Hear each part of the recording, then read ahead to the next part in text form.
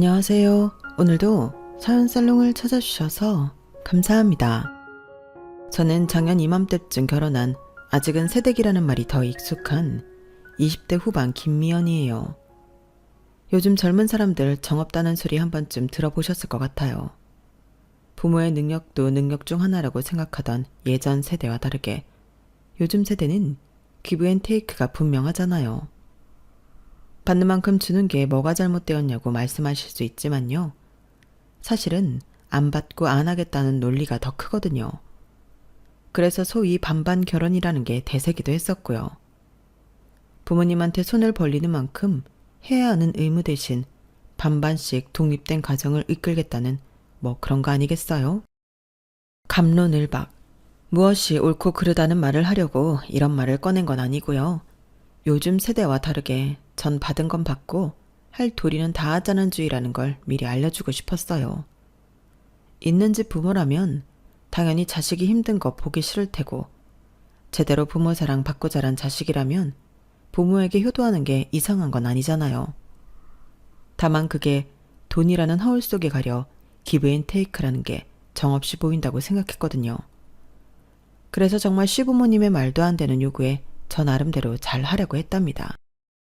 그 시꺼먼 속내를 알지도 못한 채 말이에요. 동갑내기 남편이랑 대학교 CC로 오랜 연애 끝. 30이 되기도 전 결혼할 수 있었던 건 사실 시댁의 지원이 컸어요. 여유있던 시부모님께서 서울 동작구 흑석동에 가지고 계시던 32평 아파트를 신혼집으로 주셨거든요. 다들 서울에 내 집 마련하는 게 꿈이라는데 넌 우리 집 며느리 된다는 것 하나만으로 이미 꿈을 이뤘구나. 민석이 제대하고 복학하느라 그동안 모은 돈 없으니 바가지 긁지 말고 알콩달콩 잘 살라고 주는 거야. 지금 당장은 명의를 돌려주진 못하겠지만 너 하는 거 봐서 네 앞으로 해줄 생각이야. 그러니까 잘 살아. 알았어? 중견기업을 운영하셨던 시댁은 동네에서 작은 편의점을 운영하시던 저희 친정에 비해 여유가 있었죠. 덕분에 저희 명의는 아니었지만 전세자금이나 월세 걱정 없이 시작할 수 있었어요. 야, 신데렐라가 따로 없네. 이럴 줄 알았으면 민석이랑 내가 사귀는 건데 그랬어. 어리숙한 외모 뒤에 이런 재력을 가진 시댁이 있을 줄 누가 알았겠냐고. 내 말이 솔직히 강남이 집 한 채 해준다고 하면 왠지 현실감이 없는데 흑석동이라니깐 좀 부럽긴 하다. 나도 민석이 좀 넘보는 건데 그랬어. 야, 장난들 그만 쳐. 그러다 미연이 삐진다. 그나저나 이 집 장만하려면 너랑 민석이 월급 몇 년치를 모아야 하는 거야? 나중에 네 명의로 해주신다며? 만변하기 전에 시부모님이 죽으라면 죽는 신용이라도 해. 그걸로 아파트 한 채면 야, 할만하다 할만해. 그러게. 야, 너 오늘부터 연기학원 등록해라. 또 누가 알아? 애 낳고 차 한 대도 떡하니 뽑아주실지? 집들이 때 친한 동기들이 집에 와서는 다들 한마디씩 했죠. 그때만 하더라도 저 역시 나름 결혼을 잘했다고 생각했어요. 친구 말 따라 서울에 내 집 마련하려면 월급 안 쓰고 23년을 모아야 한다잖아요. 물론 아직 제 명의는 아니었지만 적어도 손해볼 건 없다고 생각했네요. 그런데 제 욕심이 과했던 걸까요? 결혼하고 한 달쯤 되었을 때부터 무언가 조금씩 과분한 관심을 받는 게 아닌지 생각이 들기 시작했죠. 그날은 친정 부모님이 신혼집을 구경 오시기로 한 날이었어요.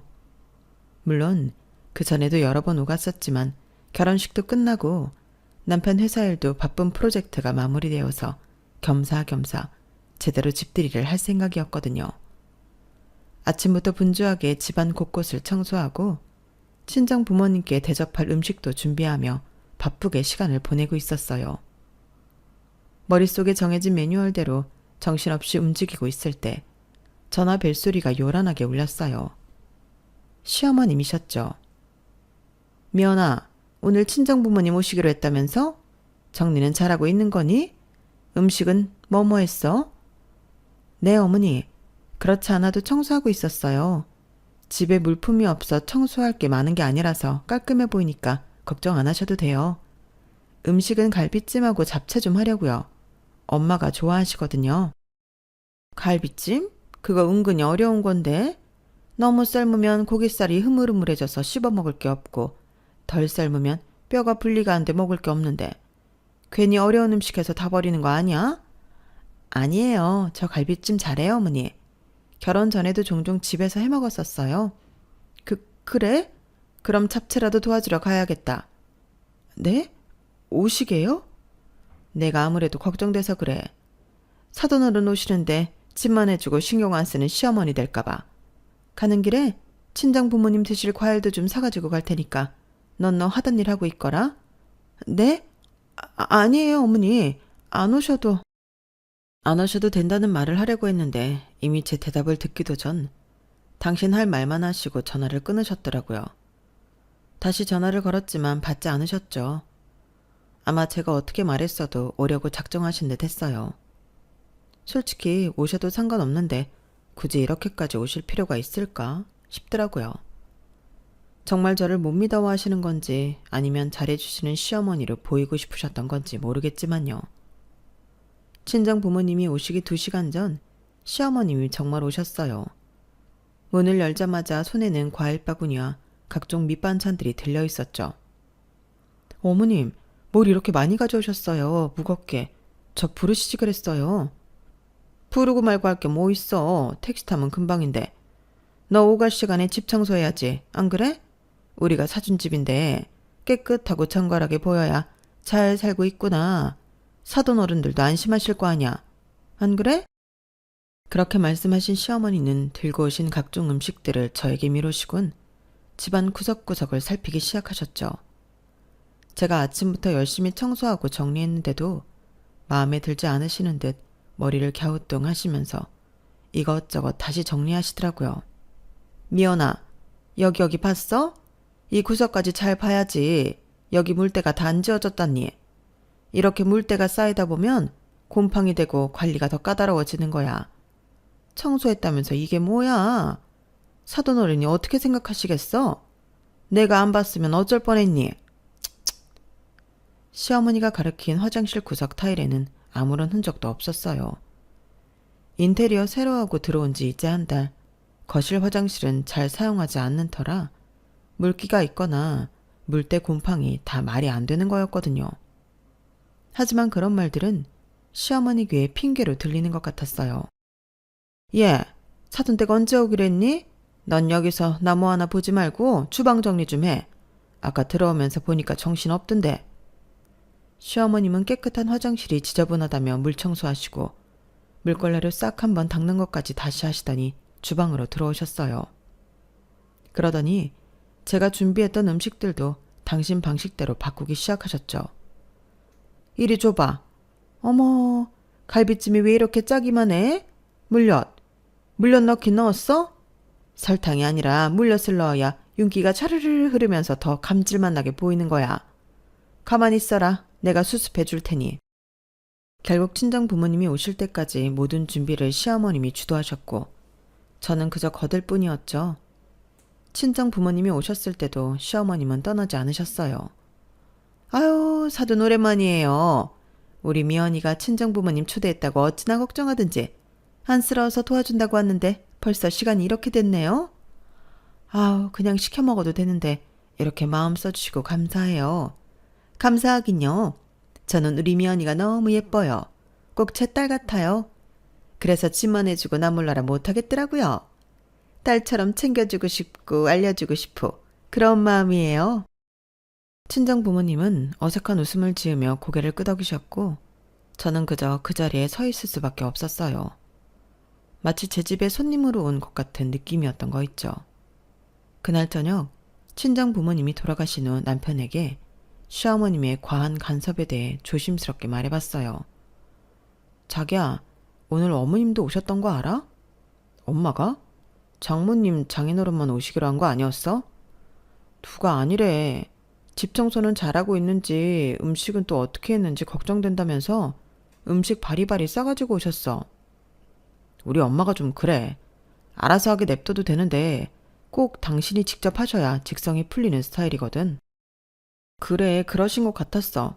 엄마 아빠 왔는데도 안 가시고 계속 자리에 계셔서는 집만 딱 해주고 남처럼 사는 게 아니라 딸처럼 살고 싶다나?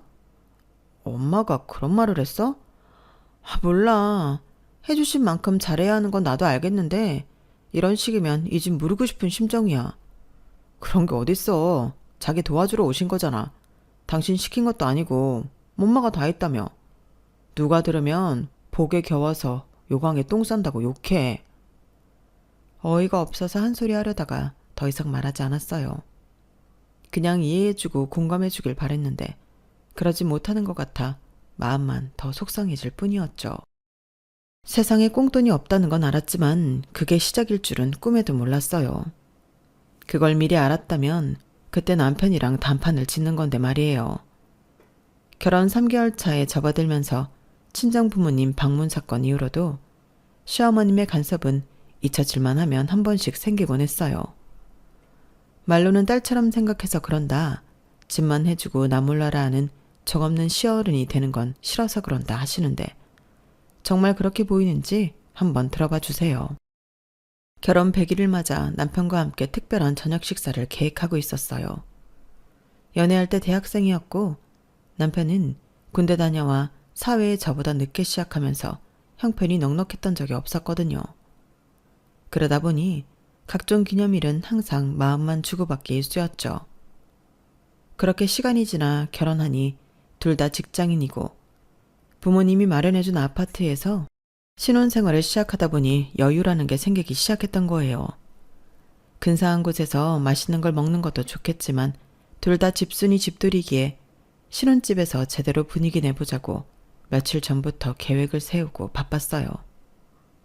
남편이 좋아하는 스테이크 재료도 사고 둘 다 술을 즐겨 마시는 건 아니지만 가볍게 마실 수 있다는 와인도 추천받아 준비해뒀죠. 이날만큼은 정말 로맨틱하게 보내고 싶었거든요. 앞으로 가족 계획도 세우며 이제는 진짜 둘이 한 가족이 되었다는 의미를 깊게 되새겨보고 싶었던 거예요. 반차를 내고 일찍 집에 도착한 전 남편 퇴근 시간에 맞춰 스테이크를 굽기 위해 준비하고 있었어요. 그런데 갑자기 초인종이 울렸죠. 내심 남편도 저 몰래 미리 준비하려고 일찍 왔구나 싶은 마음에 기분 좋게 문을 열었는데 시어머니가 시아버님이 서 계셨어요. 어머, 어머님, 아버님, 어쩐 일이세요? 오늘 오신다고 연락 못 받았는데요. 짜잔! 우리 미연이 가족이 된 지 딱 100일이더라. 축하해주러 왔어. 이런 건 서프라이즈로 해줘야지, 안 그래? 시어머님은 손에 든 케이크와 음식이 든 봉지를 들고 계셨어요. 아직 민석이 안 왔지? 어디 근사하게 나가서 외식이라도 하면 좋으련만 그놈이 칩을 워낙 좋아해서 집에서 먹자고 했지? 전화해서 물어보니까 그런다고 하잖아. 그래서 내가 너 서운할까봐 일부러 호텔에 들려 맛있는 케이크도 사왔어. 시어머님은 그렇게 말씀하시면서 자연스럽게 외투를 벗어 소파에 걸쳐두셨어요. 그리곤 말씀을 이어가셨죠. 이거 무슨 냄새야? 스테이크? 너 고기는 구울 줄 아니? 쉬워 보여도 불 조절 잘못하면 육즙 다 날아가고 질겨서 씹기만 힘들어지는데? 어디 봐봐. 내가 잘 구웠나 한번 봐줄게. 주방을 둘러보시던 시어머니는 무슨 검사라도 하듯 제가 만든 스테이크와 와인을 발견하시곤 평가를 하시더라고요. 저는 조금씩 기분이 언짢아지기 시작했죠. 100번 양보해 좋은 취지로 축하해주러 왔다고 생각하더라도 애써 준비한 음식들을 평가절하하는 건 예의에 어긋난다고 생각했거든요. 안 봐주셔도 괜찮아요. 어차피 민석 씨는 완전히 다 익은 고기 좋아해서요. 즐겨서 씹히는 맛이 있어야 비싼 고기 먹는 것 같다고 말하거든요. 그런 게 어딨니? 네가 고기를 잘 못 구우니까 우리 민석이가 너한테 맞춰주느라 그랬나 보다. 민석이 부드러운 고기 좋아해. 육즙 차르르 흐르는 거 싫어하는 사람이 어딨다고. 아무래도 네가 구운 고기 즐겨서 장조림이나 해먹어야겠다. 그건 냉장고에 넣고 내가 가져온 음식으로 저녁 먹자꾸나. 그러더니 제가 준비한 고기를 찬통에 넣고 냉장고로 치우셨죠. 그리곤 가져오신 음식들로 식탁을 채우기 시작하셨어요. 불고기, 잡채, 전 등 푸짐한 한식이었네요. 그렇게 결혼한 지 반년도 안 돼서 저는 점점 우리 집이라는 감각을 잃어가는 것 같았어요. 신혼집이 아니라 시댁의 별장 같은 느낌이었거든요. 언제고 예고도 없이 문이 열렸고 시어머니는 마치 오랜만에 방문해 묵은 때를 씻어내려고 하시는 듯 올 때마다 주방 정리를 하셨고 시아버님은 TV 리모컨을 자연스럽게 차지하셨죠. 그게 매주였어요. 한 주 건너는 법도 없었고 휴일이면 더 자주였고요. 이건 음식물 쓰레기고 이건 일반. 아휴, 아직도 구분 못하니? 요즘은 분리수거 잘해야 아파트 점수도 좋게 나온다니까. 미연아, 엄마는 오이소박이 이렇게 안 했어. 이건 너무 오래 두면 곰팡이 펴. 그냥 사 먹어. 주방이 제 공간이 아니라 조리 실습실처럼 느껴졌고 시어머니는 늘 내가 널 위해 이 정도는 해줄 수 있다는 식의 시범을 보였어요. 마치 고마워해야 할 간섭처럼요. 심지어 시댁 친척들이 서울에 올라온 날엔 당신이 사준 우리 며느리 집이라며 단체로 몰려오시기도 했고요. 식탁이 다 차지 않자 거실 바닥에 앉아 전 부쳐 먹던 모습에 속으로 여긴 정말 제 집이 아니구나 싶었죠. 친척들이 올 수 있지 뭐 그렇게 불편해해. 1년에 몇 번 있는 거 아니잖아. 남편은 저의 속상함을 늘 감정 과잉처럼 받아들였고 시부모님 말이면 무조건 고마워해야 한다는 마인드였어요. 저희가 평생 돈을 모아도 로또가 되지 않는 이상 서울에 집 한 채 사는 건 어렵다는 게 이유라면 이유였죠. 그러다 한 번은 정말 심장이 내려앉을 뻔했어요. 야근하고 지친 몸으로 들어오는데 집 현관에 낯선 신발 2켤레가 가지런히 놓여 있더라고요. 불 꺼진 거실에는 시어머니와 아버님이 앉아 TV를 보고 있었고 주방에는 시누이 둘이 라면을 끓이고 있었어요. 너 야근한다며? 그래서 늦게 들어와 잠만 잘 줄 알고 내가 좀 불렀어. 갑자기 올라왔는데 마땅한 곳이 없잖아. 민석이한테도 연락했는데 괜찮다더라? 저한테도 연락 주셨어야죠. 모르는 신발이 있어서 도둑이라도 들어온 줄 알고 놀랐잖아요. 놀라긴 뭘 놀라니? 민석이한테 말했으면 너한테 말한 거나 다름없는 거지. 유나는? 그날 밤 저희 신혼집이 자기 집인 듯 얇은 파자마 바람으로 거실을 오가는 시누이들을 보며 현실을 깨달았네요. 이 집은 내 집이 아니다. 시댁이 내준 집이 아니라 시댁이 쥐고 있는 목줄이었고 저는 기꺼이 끌려다니는 입장이었으니까요. 시누이가 돌아간 후 남편에게 말했어요. 나 이 집 돌려드리고 싶어. 전세든 월세든. 내 명이 아니어도 괜찮으니까 제발 숨 좀 쉬고 살자. 남편은 한참 말이 없었어요. 그러다 작게 한숨을 쉬며 말하더군요. 명이 우리 이름으로 돌려줄 때까지도 못 참아? 평생 가지고 계신다는 것도 아니고 곧 해주신다는데 집이 몇 억인지는 알고 하는 소리야? 알아. 그래. 근데 나 지금은 그 집에 내 이름 없다는 것보다 내 삶이 없다는 게 더 괴로워. 명의는 시댁이고 입주는 나인데 사는 건 시어머니 방식이야. 내가 이 집에서 잠을 자도 편하지 않고 숨을 쉬어도 내 집 같지가 않아. 목이 메었어요. 그날따라 눈물이 나지 않았던 건 이미 감정이 너무 마르고 말라버렸기 때문이었을 거예요. 당신은 그냥 집값 생각만 하지. 내가 이 집에서 어떻게 사는지는 안중에도 없지. 나는 이 집에 갇혀서 살고 있어. 자유도 없고 존중도 없고 이제는 내 이름도 없어. 말을 하다 보니 진짜 내 이름이 없다는 게 참 우스우면서도 서글퍼졌어요. 남편은 제가 악을 쓰며 말을 하자 더 이상 참으라는 말도 못하고 제 눈치만 보더라고요. 남편만 믿고 있다간 이도 저도 안 될 것 같아 안 되겠다는 마음에 부동산을 돌며 살만한 곳을 찾아보고 있었네요. 여차하면 혼자 오피스텔 월세라도 얻어 나가고 싶은 마음이었으니까요. 그날 저녁 날이 부쩍 서늘해진다 싶더니 식탁 위로 묵직한 말이 내려앉았어요. 주말 저녁이었는데 늘 조용히 국물만 후루룩 들이키시던 시아버지가 밥숟가락을 수저 받침에 정갈하게 내려놓으시더니 저를 정면으로 바라보며 입을 여셨죠. 미연아, 우리 이제 진짜 가족이 된 것 같아. 뭐 말하자면 식구지 식구. 그 말에 순간 멈칫했어요. 새삼 그런 말을 한다는 게 의아하기도 했지만 숨이 턱 막히는 것 같았죠. 지금까지 받았던 간섭들이 그 짧은 순간 머리를 스쳐가면서 저도 모르게 속으로 혹시 하는 기대감이 꿈틀거렸으니까요. 혹시 가족으로 받아들여졌다고 공식적으로 다시 말한다는 건 어쩌면 더 시간을 끌지 않고 명의 변경을 해주시는 것 아닐까 싶은 욕심이 저도 모르게 들었네요. 사실상 무슨 이야기가 나올지 직감처럼 느껴졌던 거죠. 시어머니는 그 말이 끝나기도 전에 젓가락을 탁 하고 내려놓으셨죠. 그리고는 조용히 눈을 치켜뜨며 남편 얼굴을 훑어보셨어요. 아마 시어머니도 눈치채셨던 것 같아요. 아니면 이미 두 분이 여러 번 말했고 결론이 아직 나지 않았는데 시아버지가 일방적으로 진행하시려고 하시는 것일 수도 있고요. 시아버지는 시어머니 눈길에 아랑곳하지 않으시고 오히려 미소까지 띈 채 말씀을 이어가셨거든요. 그래서 말인데 니네 살고 있는 이 아파트 미연이 앞으로 넘겨줄 생각이다. 저는 그 소리를 듣고 깜짝 놀랐어요. 내 앞으로라니. 말을 듣자마자 말 그대로 숟가락이 공중에서 그대로 얼어붙어버린 기분이었어요. 당장 뭐라고 답해야 할지 몰라 입이 바싹바싹 마르고 순간 심장이 두세 박자 빠르게 뛰었죠. 그토록 기다리던 말이었는데 제 명의로 해주실 줄은 정말 단 1%도 생각하지 못했거든요. 남편 역시 깜짝 놀라 무슨 말이냐는 표정으로 당신 아버지를 바라봤을 정도니까요. 아니 무슨 집을 며느리 명의로 넘긴다고 그래요?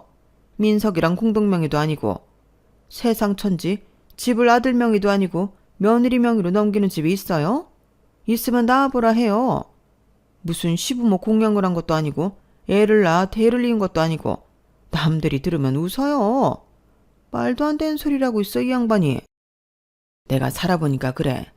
잘 사는 집은 여자가 집안을 꾸려. 겉으로 보기엔 남자가 가장 같아 보여도 속을 채우는 건 다 여자야. 이 집도 마찬가지야. 미연이가 얼마나 정성껏 살림하는지 다 알고 있어. 그런 며느리한테 집 하나 제대로 못 넘겨줘? 오히려 미연이에게 줘야 더 잘하지. 안 그러냐 미연아? 저는 말없이 앉아 있었지만 가슴 한편에서는 알 수 없는 혼란이 꿈틀댔어요. 갑작스런 제안이 고마우면서도 어딘가 낯설고 불안했거든요. 좋은 일이긴 한데 왜 이렇게 무게가 느껴질까? 이게 진짜 선물인 걸까 싶었던 거예요. 그동안 집을 빌미로 내 집처럼 드나드셨던 시부모님이었으니 어쩌면 부단해야 했던 게 당연했을지도 모르지만요. 시어머니는 말을 이으며 고개를 내저었어요.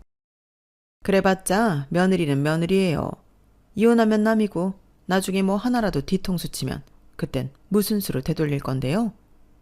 지금 그 말 우리 며느리 앞에서 할 말인가? 시아버지가 조금은 단단한 어조로 되받았죠. 이 집 원래 4명이었다가 민석이 군 제대할 때 주려고 했었잖아. 그러다 시기를 놓쳐서 결혼했으니 이제 명의를 돌려준다는 건데 뭐 그렇게 말이 많아? 나 한다면 하는 성격인 거 알지? 그런 줄 알고 잠자코 있어. 어디 시끄럽게 여자가 남자한테 감나라 배나라야. 그것도 자식들 앞에서. 저는 그날 저녁 늦게까지 따뜻한 말들과 따가운 시선 사이에서 이게 진짜 축복인지 시험인지 분간하지 못한 채 계속 수저질만 반복했어요. 그날 밤 시부모님이 돌아가시자마자 저는 잠시 멍하니 거실에 앉아 천장을 바라봤어요. 온몸이 허공에 붕 떠있는 듯 감정이 잡히지 않았죠. 심장은 아직도 요동치는데 기쁨인지 불안인지 알 수 없는 감각이었어요. 진짜 주신다고? 단독 명의로? 흑석동 집을? 그 현실을 누군가에게 말해야 할 것 같았어요. 그래서 손에 핸드폰을 쥐고 가장 먼저 단톡방을 열었죠. 대학교 시절부터 함께해온 6명. 지금도 퇴근길이나 주말마다 수다 떠는 친한 친구들이 있는 방이었어요. 그리고 숨도 안 쉬고 손가락부터 달렸네요. 야야야, 나 지금 무슨 말을 들은 줄 알아? 시아버지가 흑석동 집 4명이로 준대. 단독 명의. 민석이랑 공동도 아니고 진짜 나만. 딱 3줄. 그런데 메시지를 보내자마자 톡톡톡 읽음 표시가 줄줄이 뜨고 곧장 메시지 폭탄이 터졌어요. 헐, 단독? 야, 너 진짜 로또 맞았냐? 진짜야? 와, 이건 뭐 사극도 아니고 드라마도 아니고 며느리 명의? 흑석동? 아니 잠깐만. 너한테 집 준다고 해서 가슴 뛴 건 나다. 뭐야? 너 진짜 어쩜 좋냐? 대박이다 정말. 모두가 축제였어요. 불꽃놀이도 떡케이크도 없지만 그들 메시지한 감탄과 박수가 가득했고 덩달아 저도 피식 웃음이 났죠. 그니까 나도 아직 얼떨떨해. 근데 또 걱정도 돼. 명의 넘기면서 얼마나 또 생색내실지 몰라. 사실 시어머니가 대놓고 싫다고 하셨거든. 민석이도 들은 게 없는데 놀라고. 내심 불편해. 그러자 소희가 재치있게 받아쳤죠. 야, 화장실 갈 때랑 올 때 마음이 다른 거 몰라? 받을 땐 받는 거고 생색은 무시해. 내가 너면 그냥 시어머니 발 닦은 물로 세수해도 좋겠음? 맞아. 우리 엄마가 그랬다. 집 주는 시부모는 절대 불평하지 말라고. 그 정도면 충성 맹세해도 아깝지 않지? 넌 진짜 신의 며느리야. 이 정도면 연말에 우리끼리 시상식 열자. 올해의 신데렐라상. 너 몰표임? 너무도 들뜬 반응들이 쏟아졌지만 그 속에서 유일하게 반응이 없던 한 사람 바로 나연이었죠.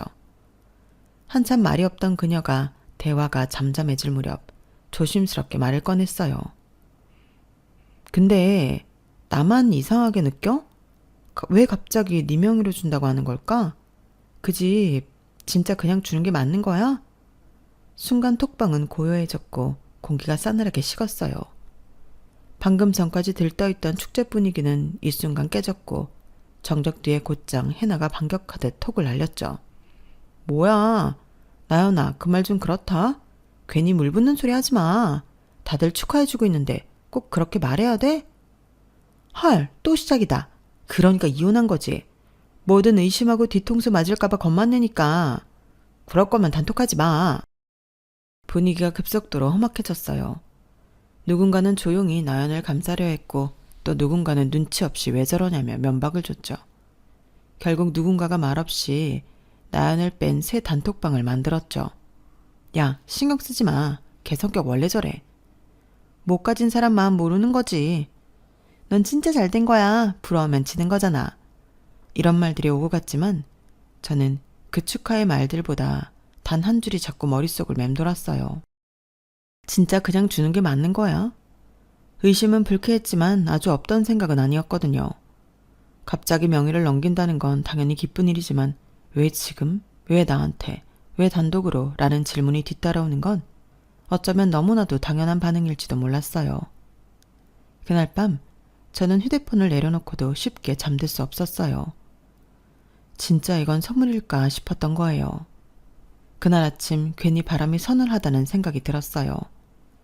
머릿속에는 나연이 했던 말이 계속 떠나지 않았고 설마 하는 희망과 에이 아닐 거야 하는 자기 합리화가 뒤엉켜 갑자기 저는 아무 일 없는 척 점심시간에 맞춰 가볍게 핸드백 하나만 들고 회사를 나섰죠.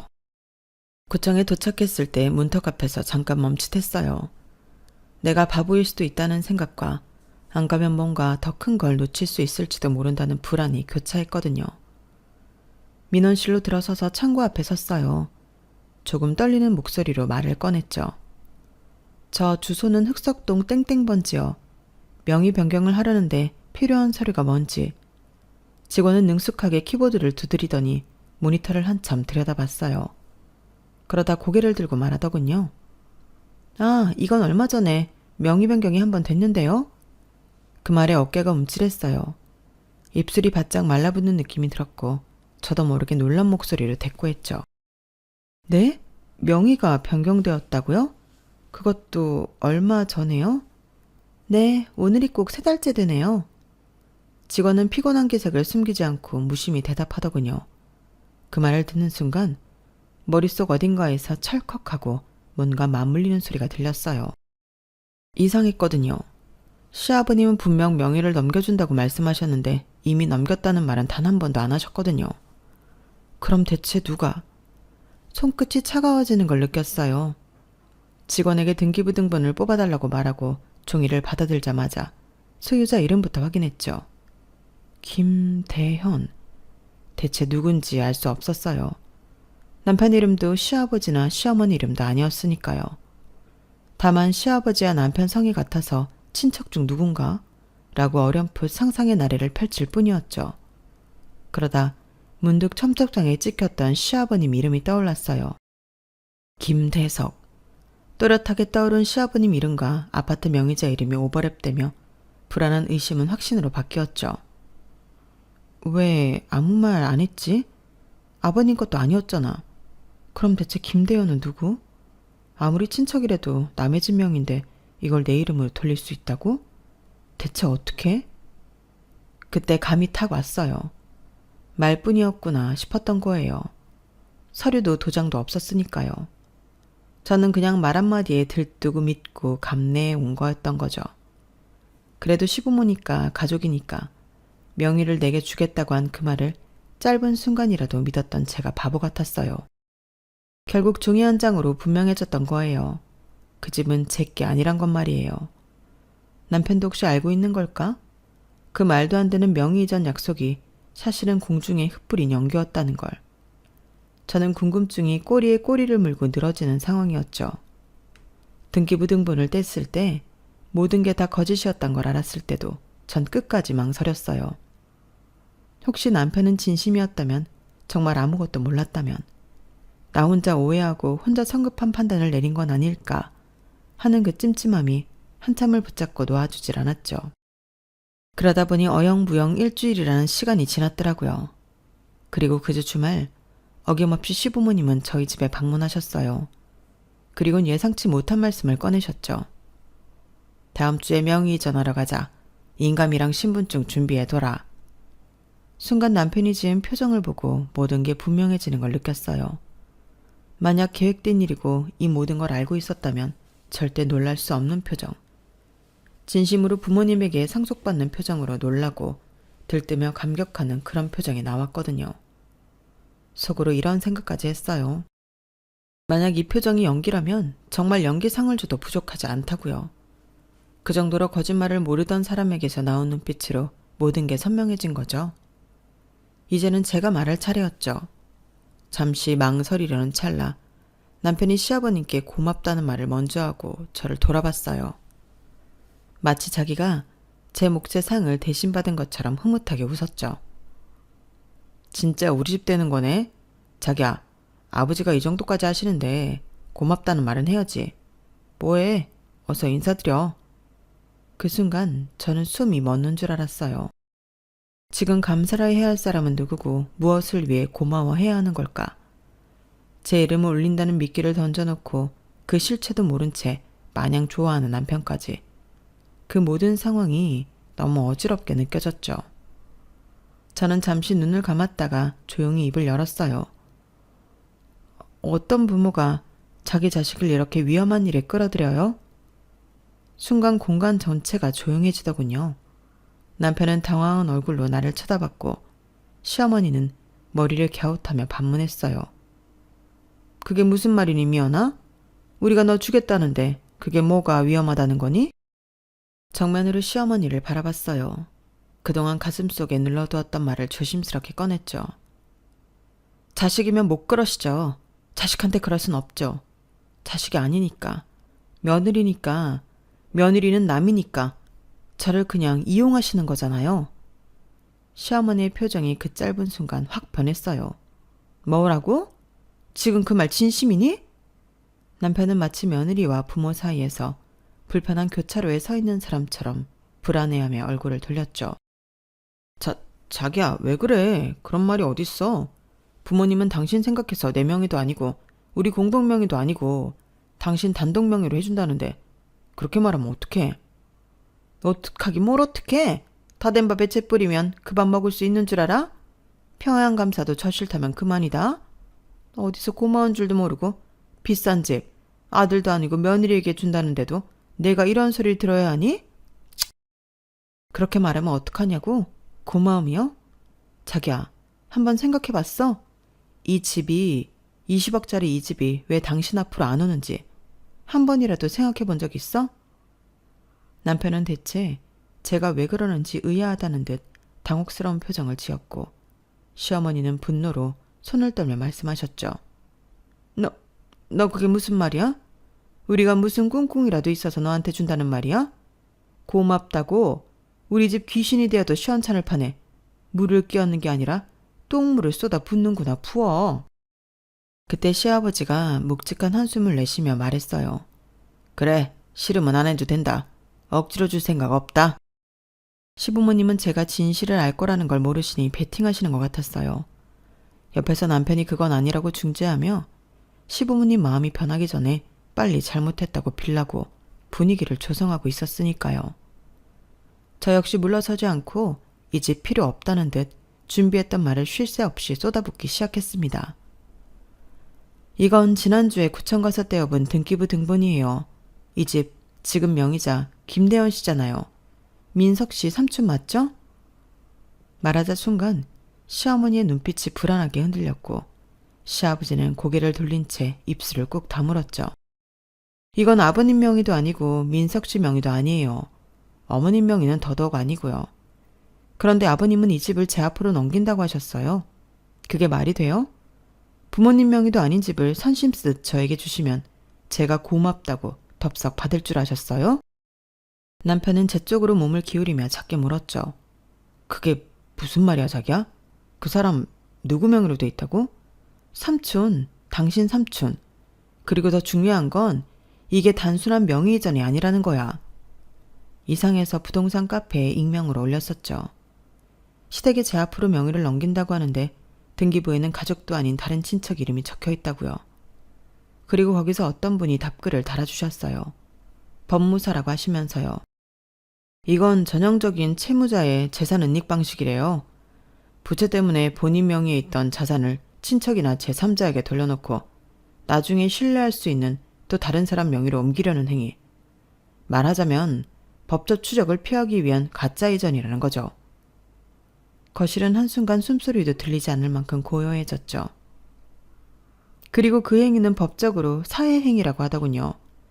채권자에게 손해를 끼치기 위해 재산을 숨기는 방식. 법원에선 취소 소송으로 그 명의 이전을 무효화할 수 있고요. 남편은 이제야 사태의 심각성을 인식한 듯 부모님을 바라보며 떨리는 목소리로 물었어요. 진짜예요? 어머니, 아버지, 이 집 지금 그런 식으로 넘긴 거예요? 이게 사실이야? 자기야, 맞아? 확실한 거 맞냐고. 시아버지는 잠시 말없이 앉아있다가 한참 후에 입을 여셨죠. 그 말은 예상보다 더 조용했지만 그만큼 무겁게 느껴지더군요. 사업이 힘들었다. 코로나 때부터 줄줄이 거래처가 무너졌고 은행에서 돌아온 어음도 있고 내가 어떻게든 회사를 살리고 싶었다. 민석이 군대 간 동안 모은 것도 다 썼고 이 집이라도 지켜야 했어. 그때 대현이 명의로 바꿨던 거야. 뭐 일시적인 거였지. 거짓말 마세요. 삼촌 명의로 바뀌신 거 몇 개월 안 된 것까지 다 알아요. 사료 떼어보면 다 나오는데 그래도 거짓말 하시게요? 제가 모르고 도장 찍었으면 어땠을 것 같으세요? 법적으로 공범이래요, 공범. 제가 협조한 걸로 간주돼서 저까지 처벌받을 수 있는 상황이었다고요. 아셨어요? 시어머니는 당황한 표정으로 손을 내저으며 말했죠.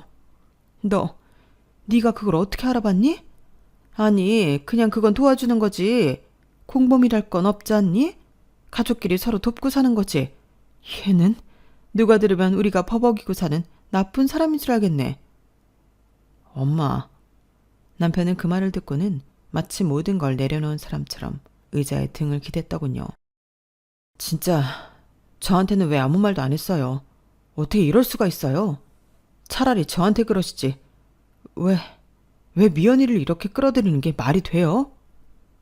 시아버지는 처음으로 미안하다는 말 비슷한 걸 내뱉었지만 그건 어디까지나 자신을 위한 면죄부처럼 들리더군요. 미연아, 널 그런 식으로 생각한 건 아니야. 그냥 너한테는 믿음이 갔고 또 그렇게 해주면 너도 기뻐할 줄 알았고 뭐랄까, 그게 가족 아니냐? 가족이라면서요. 근데 왜 이런 일을 제게 시키세요? 가족이면요, 숨기는데 이용하지 않죠. 감추는데 빌려 쓰지 않죠. 그 순간 남편은 조용히 제 손을 잡았어요. 그리고 천천히 고개를 끄덕이며 말했죠. 이 집 이제 그만 나가자. 그날 밤 남편이 그렇게 말했을 때 사실 저는 조금 놀랐어요. 그 사람은 평생 부모님 뜻을 따라 사는 게 당연한 줄로만 알고 자란 사람이었거든요. 부모님 말씀 거역하면 큰일 난다는 말이 남편한테는 진짜 인생의 좌표처럼 박혀 있었죠. 그런데 그 사람이 제 손을 먼저 잡았고 그 손 안에 망설임도 미련도 없었어요. 마치 이제야 진짜 내 사람이 되어주겠다는 눈빛이었달까요? 남편과 전 근처 호텔로 들어갔고 남편이 먼저 조용히 입을 열었어요. 어릴 때부터 계속 들었어. 이 집은 언젠가 니네 거다. 너도 잘하면 다 준다. 그런 말들을 수도 없이 들었거든. 처음엔 좋았지. 근데 나중엔 그게 뭔가 조건 같더라. 받기 위해선 더 착해야 하고 고분고분해야 하고 부모 눈치 보면서 내가 어떤 사람인 척 살아야 했어. 그 얘기를 듣는데 마음 한쪽이 뻐근해졌어요. 어쩌면 이 사람도 저만큼이나 주는 사람의 그림자 아래 눌려 살았던 거겠구나 싶었거든요. 남편은 멋쩍게 웃으며 덧붙였어요. 그래서 그런가? 마음에도 없는 고마움도 연기했던 것 같아. 이제 그런 거 안 하고 싶어. 그게 아무 의미 없다는 거. 어차피 그건 내게 아니고 부모님 거라는 거 너무 분명하게 알았어. 그 말이 너무 진심이라서 저도 울컥했어요. 우린 그날 밤 호텔 침대에 나란히 누워 서로의 손을 꼭 잡았죠. 긴 말 없이도 통하는 그 순간이 있었어요. 이제부터는 우리 둘만의 방식으로 살자. 누가 뭘 주든 뺐든 흔들리지 말고 우리는 우리 집, 우리 삶을 지키자. 그게 우리 둘 사이의 진짜 첫 계약이었던 것 같아요.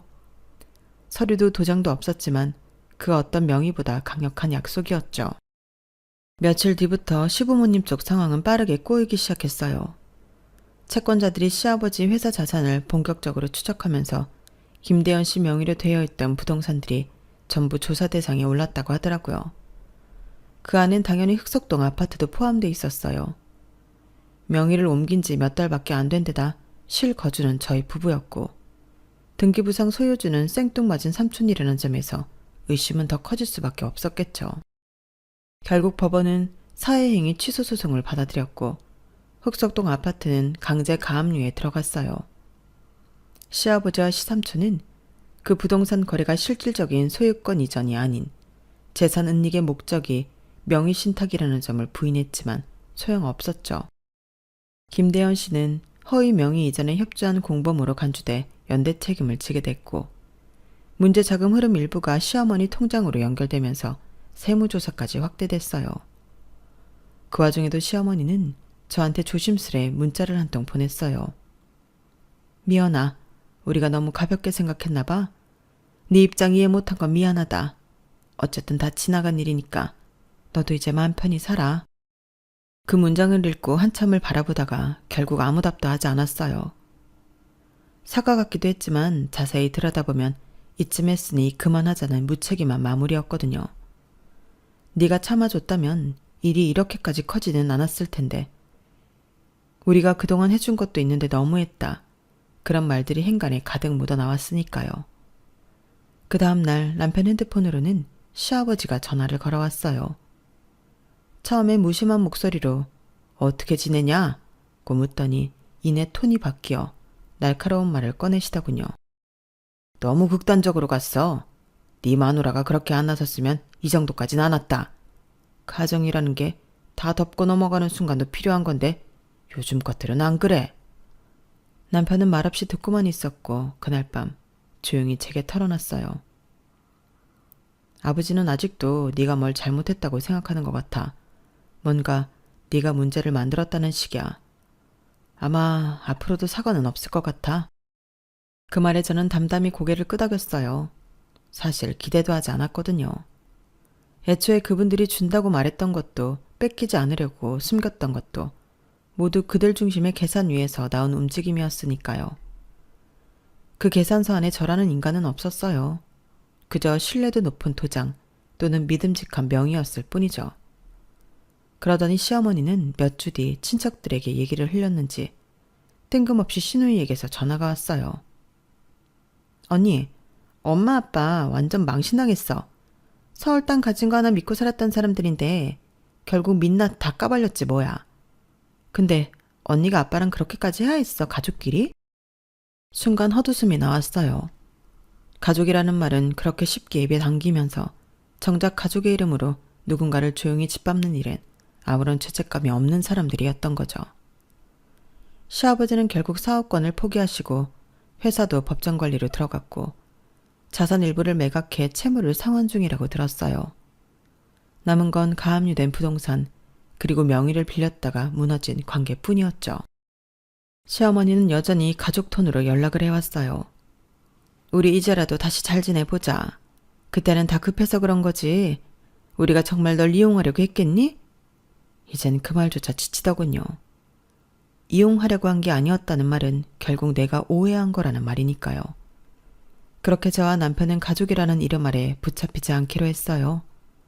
내 감정이 무시당하는 곳, 내 결정이 존중되지 않는 자리에서 굳이 용서라는 이름으로 버티지 않기로요. 지금은 그동안 조금씩 모아둔 돈으로 작은 오피스텔에서 지내고 있어요. 좁지만 조용하고 누구도 예고 없이 문을 열고 들어오지 않는 이 공간이 처음으로 진짜 내 집 같다는 생각이 들더라고요. 그리고 아직 남편에게 말하진 않았지만 며칠 전 조용히 제게 천사가 찾아왔어요. 두 줄. 작은 변화지만 세상을 바꾸는 기적이었죠. 이제는 정말 행복할 일만 남은 것 같아요. 지금부터가 저희 가족의 진짜 시작이에요. 폭풍처럼 지나갔던 신혼초. 그래도 남편 하나는 잘 건졌다고, 앞으로는 잘 살 거라고 응원해주세요. 들어주셔서 고맙습니다. 여러분의 오늘도 내일도 행복하시길 바랍니다. 여러분, 사연 댓글에 응원과 현명한 조언 부탁드려요. 좋아요와 구독은 저에게 큰 힘이 됩니다. 오늘도 좋은 일 가득하세요.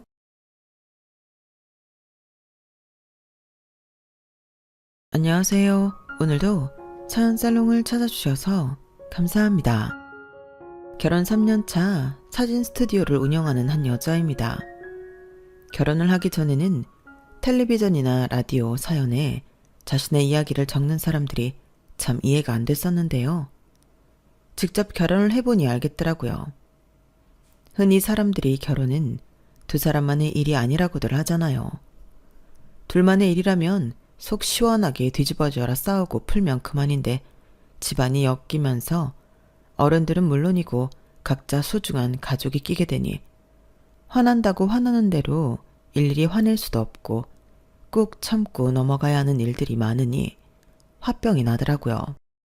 그런 화병을 주변에 떠들고 하소연하고 다니기엔 제 얼굴에 침 뱉기 같고 가장 저와 가깝고 편한 남편에게조차 싸움이 될까봐 터놓고 말하지 못하니 이런 곳에 사연이라도 보내서 진심 어린 공감을 원하게 되는 것 같아요. 결혼하고 나서 잠깐은 세상에 하나뿐인 내 편이 생긴 것 같아 참 좋았지만 지금은 그게 아니란 걸 알아버렸거든요. 잠깐이라도 사람들에게 너만 그렇게 살고 있는 거 아니다. 넌 충분히 할 만큼 했다. 같은 응원과 인정을 받고 싶어서 사연을 쓰게 됐습니다. 물론 결혼을 했다고 다 저처럼 이런 상황들을 이해하게 되는 건 아니에요. 좋은 시댁 그리고 중간 역할을 잘하는 자상한 남편을 만나 잘 살고 계신 소수의 분들에게는 예외겠죠. 그럼 이제부터 제가 겪은 이야기를 시작해 볼게요. 본격적으로 이야기를 시작하기 전에 저희 집 이야기부터 해야 할 것 같아요. 저희 집은 딸만 셋인 딸부잣집이고 그 중에서도 저는 장녀로 자랐어요. 엄마 아빠는 항상 우리 집은 예쁜 딸이 많아 복 많은 집이라며 웃으셨지만 밖에서는 늘 딸만 셋이면 걱정이 많으시겠어요 같은 말을 들으셨죠. 그래도 괜찮았어요. 엄마는 저희들에게 늘 사랑을 많이 주셨고 아빠는 셋 딸에게 항상 든든한 산처럼 계셨거든요. 동생들 역시 밝고 씩씩한 성격이라 저희 집은 늘 화목한 분위기였어요. 반면 남편 집은 좀 달랐어요. 이남 일녀 중 남편은 차남으로 태어났어요. 장남인 형은 좋은 대학, 좋은 직장에 취직해 듬직한 장남 노릇을 톡톡히 해내는 사람이었고 막내 여동생은 늦둥이로 태어나 집안의 사랑을 독차지했어요. 아들을 둘이나 먼저 낳은 시어머니는 시댁에서 제대로 대접받는 며느리였고 덕분에 막내딸을 낳았을 때 딸 낳았다는 구박은 따로 받지 않았다고 해요. 그저 이제 아기는 볼 일이 없을 거라고 생각했던 집안에 귀여운 손녀딸을 안겨준 며느리가 되어 더 예쁨 받으셨죠. 그래서인지 온 가족이 시누이를 귀한 복덩이로 생각하고 있다는 사실을 결혼 전부터 알고 있기는 했어요. 남편만 해도 여동생을 각별하게 생각했거든요. 자기야, 내일은 뭐 해? 요즘 날씨도 좋은데 내일도 만날까? 내일은 안 되겠는데. 동생이 좋아하는 카페 같이 따라가 주기로 해서. 아, 그래? 꼭 내일이어야 해?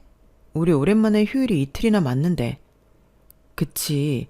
미리 약속한 거기도 하고 우린 오늘 만났잖아. 동생이 워낙 귀한 공주같이 커서 그런지 마음에 들어하는 친구가 별로 없어서. 꼭 그런 곳은 가족들이랑 가려고 하거든. 우린 다음 주에 또 휴일 맞춰서 보면 되지. 미리 약속한 거면 어쩔 수 없지. 알겠어. 대신 다음 주에는 스케줄 나랑 이렇게 연달아서 맞으면 나랑 먼저 계획 잡자. 맨날 짧게 만나니까 아쉬워. 알겠어. 꼭 그럴게. 서로 가장 불타올라도 이상할 게 없을 연애 초에도 남편은 동생과의 약속은 절대 깨지 못할 약속처럼 소중히 여겼고, 처음에는 그냥 가족과의 약속도 소중히 생각하는 사람이라고 생각해서 마냥 좋게만 봤어요. 그땐 제가 남편을 좋아하고 자주 만나고 싶은 마음에 조금 철없는 부탁을 한 것도 맞으니 충분히 그럴 수 있다고 생각했죠. 하지만 그 다음 일이 있었을 때부터 뭔가 기분이 묘했어요. 그날은 제 생일이 껴있는 주간이었어요. 생일 당일은 아니었지만 생일 당일에는 각자 퇴근을 하고 만날 수 있는 시간이 적어서 생일 전전날인 주말에 만나 데이트를 하기로 했어요. 그런데 당일 아침에 갑자기 문자가 오더라고요. 유나야, 미안해. 오늘 동생이랑 같이 있어줘야 할 것 같아. 나래가 유일하게 친하게 지내던 친구가 있었는데 그 친구랑 어제 대판 싸우고 들어와서는 밤새도록 울었거든. 엄마도 오늘은 좀 가족들이 나래 옆에 같이 있어주자고 하시고, 생일은 내가 당일날 제대로 챙겨줄게. 진짜 미안해. 친구와 싸우고 기분이 안 좋은 동생을 달래야 한다는 이유로 기다려왔던 약속이 미뤄졌다는 게 어이없었어요. 그래서 생일 당일 집 앞에 찾아온 남편을 모른 척하고 연락도 문자도 다 받지 않았어요. 걱정되게 왜 이렇게 연락을 안 받아. 나 지금 네 생일 축하해주려고 너희 집 앞이야. 제발 연락 좀 받아. 설마 내가 그날 약속 취소한 것 때문에 그러는 거야? 그날은 정말 어쩔 수가 없었어. 생일 당일이었다면 널 먼저 챙겼겠지만 그날은 당일도 아니었잖아. 가족이 안 좋은 일 생겼다고 하는데 모른 척하고 나만 즐겁게 놀다 들어갈 순 없잖아. 그 문자를 보니 도저히 참을 수가 없더라고요. 그래서 전화를 해서 한참 쏟아부었죠. 애초에 우리가 왜 당일 아닌 주말에 약속을 잡은 건데, 각자 퇴근하면 몇 시간 못 보니까 제대로 데이트하자고 며칠 전부터 식당도 미리 예약해놓고 약속 잡은 거잖아. 근데 그걸 그렇게 일방적으로 취소를 해? 정말 급한 일이면 몰라도 네 여동생이 친구랑 싸워서 기분이 안 좋다는 이유로? 그렇게 일일이 가족들한테 휘둘려서 내 약속은 소중히 안 여길 거면 나도 오빠 같은 사람이랑 연애하고 싶은 생각 없어. 그러니까 나랑 헤어질 생각 아니면 처신 똑바로 해. 남편은 그때 제게 아무 말도 못하더라고요. 그날이 저희가 처음으로 시누이 때문에 크게 싸워본 날이었어요. 제 울음 섞인 목소리에 미안함을 느꼈는지 그 이후로부터 남편은 절대 제 약속을 함부로 미루거나 깨지 않았고, 여동생 이야기도 잘 꺼내지 않았어요. 그러다 보니 저도 이 일을 서서히 잊어갔죠. 그렇게 2년 정도 연애를 이어간 후 저희는 결혼하게 되었어요. 연애하면서 이렇다 할 큰 트러블 없이 잘 지내왔고, 워낙 다정다감한 남편의 성향에 이런 사람이라면 결혼을 해도 행복하겠다고 생각했거든요. 양가에 구체적으로 결혼 이야기가 오가고 처음으로 시댁 식구들을 만나는 자리였어요. 아주버님은 먼저 결혼을 하신 터라 아주버님과 형님, 시누이까지 함께였죠. 시부모님께서는 제게 인자한 미소를 지어주셨고, 아주버님과 형님도 긴장할 필요 없다며 잘해주셨어요. 시누이는 내내 호기심 어린 눈으로 절 빤히 바라보는데 시선이 조금 부담스럽긴 했지만 크게 신경이 쓰일 정도는 아니었어요. 그래서인지 시댁의 첫 인상은 딱히 특별할 건 없었던 것 같아요. 어디 하나 무난한 사람 없이 무난한 성격의 화목한 분위기였죠. 하지만 그땐 몰랐어요. 그때만 하더라도 남편이 시누이 입단속을 철저히 하고 있었다는 걸요. 시누이가 본색을 드러내기 시작한 건 결혼식 이후였어요. 물론 결혼 전 몇 번 간단하게 인사를 나누고 식사를 한 걸로 그 사람을 다 알 수 없긴 하지만 그래도 남편과 시댁 식구들이 다들 귀여워하고 예뻐하는 데다 저와도 나이 차이가 좀 나다 보니 저도 시누이를 처음부터 나쁘게 생각하진 않았어요. 오히려 챙겨주고 싶은 여동생이 하나 더 생긴 기분이 들었죠. 그런데 결혼 후 두 번째 만남을 가졌을 때였어요. 그래도 몇 번 만났다고 처음 몇 번보다는 조금 편안한 기분이 들어 긴장감을 조금 내려놨어요. 어렵기만 한 시부모님과 그래도 자연스럽게 대화를 이어갈 수 있게 됐고 웃음도 좀 더 편안해졌어요. 그게 문제였던 걸까요? 식사가 끝날 무렵 갑자기 시누이가 이런 말을 하더라고요. 새언니, 이제 와서 하는 말이지만요. 전 솔직히 오빠가 새언니 얘기를 처음 식구들한테 했을 때만 해도 새언니랑 결혼까지 할 줄은 몰랐어요. 아, 정말요? 왜요? 처음에 이 사람이 뭐라고 했길래요? 오빠한테 오래 사귄 여자친구가 있었던 건 아시죠? 새언니랑 만나기 전에요. 아, 네, 알죠. 4년 사귀었다는 그분, 맞죠? 저와 관련된 이야기를 할 줄 알았는데 갑자기 생각지도 못한 남편의 전 애인 이야기가 나와서 솔직히 너무 당황스러웠어요. 그것도 시부모님과 아주버님, 형님이 다 모인 자리에서 남편의 과거 연애사를 듣고 있다는 게 너무 수치스럽더라고요. 그 사람 이야기가 나오자마자 저만 빼고 그 사람을 다 알고 한 번씩 만나본 눈치였고 그 분위기 때문에 순식간에 저 혼자 이방인이 된 기분이 들었거든요. 네, 진희 언니요. 저는 솔직히 오빠가 진희 언니랑 결혼할 줄 알았거든요. 야, 뭐하러 그런 소리래.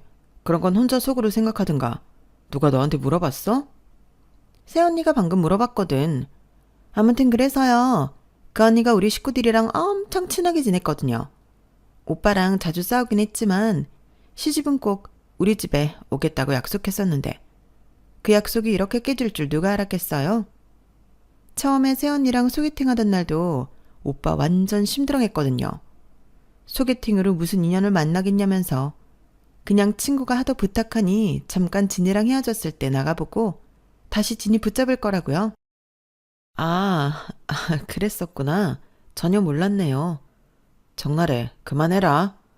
아우, 그래. 우리 며느리는 이제 따로 있는데 뭐하러 그런 쓸데없는 소리를 하고 그래, 너는. 진이 걔도 알아서 좋은 데 시집 갔겠지. 우리 집이랑 인연이 아니었나 보지.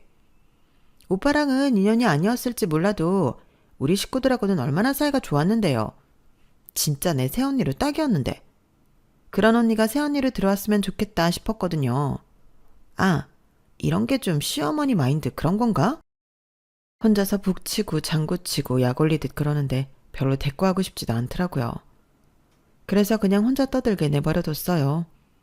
별 반응 없이 관심을 꺼버리니 얼마 뒤에 혼자 그걸 느꼈는지 말을 뚝 멈추더라고요. 제가 본인 하는 대로 휘둘리지 않으니 내색은 안 해도 속으로 은근히 더 약올라 하는 게 느껴지더라고요. 그때 느꼈죠. 아, 내 결혼 생활에는 시누이가 악역이겠구나 하는 걸요. 여보, 미안해. 나래가 좀 철이 없어서. 전 여자친구가 나래랑 좀 잘 맞아서 둘이 친하게 지냈었거든. 됐어. 지나간 이야기를 뭐하러 해. 근데 어떡하지? 나는 당신 여동생이랑 친하게 지내기는 그런 것 같은데. 굳이 시댁 식구들 다 있는 자리에서 그런 얘기를 꺼내는 걸 보니 내가 꽤나 마음에 안 드나 봐. 아니야. 몇 번 봤다고 당신이 마음에 안 들 게 뭐가 있겠어. 그냥 심술 부리는 거니까 그러려니 받아줘. 진이도 처음부터 마음에 들어한 거 아니야. 걔가 좀 싹싹하게 해주고 하니까 마음에 들어하는 거지. 우리 막내가 워낙 공주처럼 커서 깐깐해. 그건 당신 식구들한테나 공주 대접 받는 거지. 나까지 당신 동생을 공주 대접해줄 필요는 없는 것 같은데? 설마 나한테 당신 전 애인처럼 동생 비위 하나하나 다 맞춰주고 마음 얻어라. 뭐 그런 말 하는 건 아니지? 어? 그러면 좋기야 하겠지만 아니야, 그럴 필요 없어. 당신까지 그럴 필요는 전혀 없지. 난 당신이랑 같이 살려고 결혼한 거지. 당신 동생 비위 맞추려고 결혼한 거 아니야. 그것만 좀 똑똑히 기억해둬. 당연하지. 여보, 내가 미안해. 혹여나 남편이 저에게 이상한 부탁이나 요구를 할까봐 불안했었지만 다행히 남편은 저에게 몹시 미안해했고 덕분에 불안한 마음은 눅놓듯 사라졌어요. 신우이가 초장부터 저를 누리려고 하는 게 보여서 제대로 무시를 해줬고 그 모습에 분해하는 게 보였기 때문에 다음부터는 쓸데없는 기싸움 같은 건 당연히 걸지 않을 줄 알았어요. 하지만 그건 제 착각이었죠. 새언니, 저번에는 제가 너무 무례했어요. 그냥 진희 언니랑 친했어서 저도 모르게 투정을 부렸나 봐요. 그래서 말인데 새언니랑도 친해지고 싶어요. 엄마랑 큰 새언니랑 넷이 여자들끼리 꽃구경 한번 가는 거 어때요? 요즘 날씨도 참 좋잖아요. 발랄한 목소리로 온 전화에 처음엔 별 의심 없었어요. 오히려 내가 너무 신우이를 나쁘게만 생각했나 싶고 감동까지 받았죠. 어머, 너무 좋죠. 안 그래도 꽃구경 한번 제대로 하고 싶었는데 너무 잘 됐네요. 그렇게 신나는 마음으로 시댁 여자들끼리의 첫 모임을 나갔어요. 신우이의 활달함과 따뜻한 시어머니의 미소, 그리고 차분한 형님의 태도까지 분위기는 평화로웠어요. 와, 진짜 꼬달해서 커피랑 디저트 먹으니까 너무 좋지 않아요? 행복하다. 제가 사진 엄청 많이 찍었거든요. 이거 지금 단체 톡방에 올려드릴게요. 구경하세요. 어머, 좋지. 얼른 올려주렴. 단체 톡방에 사진을 올려준다는 신우이의 말에 시어머니와 형님은 동시에 핸드폰을 들었어요. 저도 사진을 바로 확인하기 위해 기다렸지만 아무리 기다려도 사진이 오지 않더라고요. 어머, 너무 잘 찍으셨네요, 아가씨. 사진이 너무 화사해요. 형님, 혹시 사진이 어느 방에 온 거예요? 저는 아무리 기다려도 사진이 안 와서. 어머, 동서. 여기 말고 시댁 여자들끼리 있는 방 따로 있어. 여기로 확인하면 돼. 네? 저는 아직 초대가 안 된 것 같은데요. 아, 맞다. 아직 초대 안 됐겠구나. 줘봐. 내가 해줄게. 잠깐만요. 당연히 작은 새언니는 초대가 안 됐죠. 결혼하신 지 얼마 안 되셨잖아요. 근데 이제 결혼했으니까 초대해도 되는 거 아니에요? 에이, 아니죠. 요즘 사람들 이혼도 엄청 빠르던데. 벌써 초대를 해요? 그랬다가 갑자기 1, 2년 만에 이혼해버리면 너무 어색해지잖아요. 아, 그럼 결혼하고 언제쯤 초대될 수 있는 건데요? 적어도 큰 새언니처럼 3, 4년 이상은 되셔야 초대될 수 있는 거죠. 안 그래요, 큰 새언니? 아, 그런가? 우리 아가씨는 너무 섬세하고 신중하시다니까? 형님이 어색하게 웃고 시어머니는 그걸 당연하다는 듯 고개 끄덕이고 계시더라고요. 그렇기는 해. 요즘 워낙 이혼이 많아서 뭐 얼른 초대되고 싶으면 우리 아들이랑 잘 지내서 빨리 손주도 낳고 백년해로 하면 되지? 살짝 기가 차서 얼굴 표정이 굳어지니 제 얼굴을 본 신우이가 엄청 즐거워하는 것 같더라고요. 친해지고 싶다고 할 땐 언제고 사람 안 쳐다 대놓고 소외감을 조장하고 있는 모습이 참 정신연령 낮아 보였어요. 문제는 거기 동조하고 있는 두 분이었죠. 시어머니야 팔이 안으로 굽을 테니 그렇다 쳐도 형님까지 신우이 말이 다 맞다 하고 있으니 어이가 없더라고요. 아무튼 그렇게 불편해진 마음으로 시간을 보내고 자리에서 일어서려는데 형님이 계산을 하러 가시더라고요. 저도 뒤따라가서 제가 계산을 하려고 하는데 갑자기 신우이가 저희 사이를 파고들어서 형님 손목을 딱 붙잡더라고요. 큰새언니, 잠깐만요.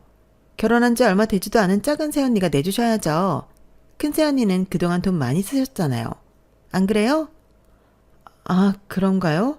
아, 동서, 뭐 그렇게 됐네. 잘 먹었어. 다음에는 내가 살게. 아, 네. 안 그래도 제가 내려고 했어요. 당황하며 미안해하는 형님에게 괜찮다는 듯 웃어 보이고 결제를 했어요. 어차피 얼마 안 되는 돈이니 낸다고 기분 나쁠 일은 아니었지만 신우이의 태도가 짜증나더라고요. 그래서 형님에게 슬쩍 물었죠. 형님, 그 단체방은 언제 생긴 거예요? 아, 그거 사실은 동서 결혼하면서 생긴 거라 오래된 건 아니야, 동서. 너무 이 방에 신경 쓰지 마. 평소에는 별 이야기도 없어. 그래요? 제가 결혼한 지 얼마 안 되어서 못 들어가는 거면 대체 그 방은 왜 만들어진 거고 언제부터 생긴 건가 싶어서요. 그치. 아무래도 아예 신경 쓰지 않기는 힘들겠지. 제가 결혼하면서 생긴 거면 혹시 일부러 그 방을 만든 건가요? 그게 무슨 소리야? 아가씨가 절 많이 마음에 안 들어 하시는 것 같아서요. 아가씨는 동서가 이해 좀 해줘. 원래 처음에는 그러더라고. 내가 이 집에 먼저 들어온 사람으로서 조언 한번 하자면 웬만하면 아가씨 눈밖에는 안 나는 게 좋아. 네? 이 집안에서 실세는 아가씨거든. 전혀 안 그래 보이지? 그런데 시부모님도 아가씨 말이라면 꼼짝을 못하고 아가씨 한마디면 사람을 죽였다 살렸다 한다니까. 실은 말야, 동서 전에 만났다고 했던 그 진이라는 사람 있지? 그 사람이 있을 때는 내가 완전히 찬밥 신세였어. 어머님이랑 아가씨가 사사건건 그 사람이랑 날 비교하면서 어찌나 소외시키려고 안달이 났는지. 그런데 그 사람이랑 도련님이 헤어지고 동서가 결혼을 하니 이제 타겟이 동서가 된 모양이야. 그게 정말이에요? 그런데 형님은 이제껏 그걸 참아오신 거예요? 나도 처음 결혼했을 때는 아주 불같았지. 근데 그렇게 일일이 따지고 싸울수록 나만 집안에서 멀어지더라. 남편도 동생 얘기라면 껌뻑 죽고. 그땐 아가씨가 아무리 그래도 난 아닌 건 아니었거든. 근데 지금까지 겪어보니까 동서, 자존심은 좀 상할 수 있겠지만 아가씨 눈밖에 안 나는 게 편하게 사는 거야. 형님이 좀 도와주실 순 없는 거예요? 형님은 저한테 안 좋은 감정 없으시잖아요. 아, 나도 이제야 막 벗어났는데 도와주긴 뭘 도와줘. 나는 이 집에서 별로 힘 없어. 동서 도와주다가 나까지 다시 찬밥 신세로 돌아가고 싶지도 않고. 그건 미안하게 생각해. 대신 동서가 더 척지기 전에 이렇게 얘기해 주는 거야. 지금부터 아가씨 비위 잘 맞추면 앞으로 몇 년간이 엄청 편할 거다? 도대체 시누이에게 얼마나 당한 건지 감이 안 올 정도로 형님마저 말이 안 통하더라고요. 저를 생각해서 조언해 주신 건 감사했지만 그렇다고 제가 이 집에 팔려온 것도 아닌데 아가씨한테 굽신거려야 할 이유를 모르겠더라고요. 하지만 결혼 생활이 길어지면서 형님의 말씀이 무슨 뜻인지 조금은 알 것 같았어요. 이 집에서 유독 저 혼자만 아가씨에게 살랑거리지 않아서인지 저를 향한 아가씨의 히스테리는 날이 갈수록 심해져만 갔거든요. 여보, 나래한테 좀 잘해주면 안 돼? 내가 나래 얼마나 아끼는 동생인지는 당신도 잘 알잖아. 좀 친하게 지냈으면 좋겠어. 친하게 지내고 말거 할 것도 없어. 나한테 무례하게 굴지나 말라고 해. 당신도 알 거 아냐. 당신 동생이 왜 제대로 된 친구 하나 없는지. 어머님 아버님이나 당신이나 아주버님이나 하나같이 아가씨 싸고만 도는데 그럴수록 아가씨 망치는 거야. 당신 설마 아이 가지면 육아도 이런 식으로 할 거야? 그럼 나 당신이랑 애 못 키워. 아니, 우리 애랑은 다르잖아. 애가 늦둥이라 철이 없어서 그래. 나도 당신한테 버릇없이 굴지 말라고 여러 번 이야기해봤지. 그래? 그랬더니 뭐라든? 오빠들이 유일하게 친구였는데 나까지 장가 가버리니까 너무 서운해서 그런데 안 그러려고 노력하는데 자꾸 날 뺏긴 것 같아서 속상하고 질투가 나서 그렇대. 속상하고 질투난다고 그런 식으로 사람을 대해도 된다는 거야? 그런 뜻은 당연히 아니지만. 그럼 얘기를 꺼내질 마. 고쳐도 아가씨가 고쳐야지 나한테 왜 그래? 혹시 모르지. 아가씨가 진심으로 반성하고 나한테 사과하면 받아줄지도. 난 형님이랑 달라. 아무리 아가씨가 난리치고 어머님 아버님이 눈치를 줘도 내가 아가씨 받들어 모시려고 결혼한 건 아니잖아? 알겠어. 그럼 나도 나래한테 이야기 잘해볼게. 그리고 당신도 편 들 걸 들어. 한 번만 내 앞에서도 아가씨 편 들면 평생 아가씨랑 살게 해줄 테니까. 미안해. 애매하게 아가씨를 편드는 남편 때문에 부부싸움도 몇 번이나 했는지 모르겠어요. 그러던 어느 날 아가씨가 드디어 결혼하고 싶은 상대라며 누군가를 데리고 왔더라고요. 그마저도 저만 쏙 빼놓고 다른 가족들에게 먼저 소개를 시켰더군요. 처음엔 당연히 형님도 아직 그 사람을 못 본 줄로만 알았어요. 남편과 아주버님 그리고 시부모님만 모시고 인사를 드린 줄 알았죠. 그런데 나중에 알고 보니 저만 빼놓은 거더라고요. 동서는 그 사람 언제 만나봐? 그때 바빠서 못 왔다면서. 많이 바빴어? 네? 그 사람이라뇨? 아가씨랑 결혼할 사람 말이야. 그날 동서만 못 왔잖아. 얼마나 바빴으면 인사 오는 날 시간을 못 뺐나 했어. 아, 저는 들은 바가 없어서 못 갔네요. 저만 빼고 모인 걸 이제 처음 알았거든요. 어머, 정말? 내가 말실수한 모양이네. 미안해, 동서. 아니에요. 형님은 모르셨으니까 괜찮아요. 하다 급기야 결혼할 사람을 집에 소개시켜주는 자리에도 저만 빼놓고 불렀다니 기가 막혔어요. 어차피 저도 아가씨 같은 사람과 결혼할 남자는 안 봐도 뻔하기에 별로 궁금하지도 않았지만 기분이 나쁜 건 어쩔 수 없더라고요. 저에게 이 사실을 숨긴 남편도 괘씸은 했지만 이 일을 키워봐야 서로 피곤하기만 하니 그냥 계속 모른 척하기로 했어요. 실수로 말 꺼낸 형님 입장도 난처해질 것 같았거든요. 그래도 아가씨가 결혼을 하면 당분간은 지금처럼 시댁 식구들과 자주 교류하지는 못할 거고 그럼 제 스트레스도 확연히 줄어들 거라 기대는 되더라고요. 차라리 빨리 결혼해버렸으면 싶은 마음까지 들었죠. 아가씨의 결혼 진행 소식은 시부모님이나 형님을 통해서 주로 듣게 됐어요.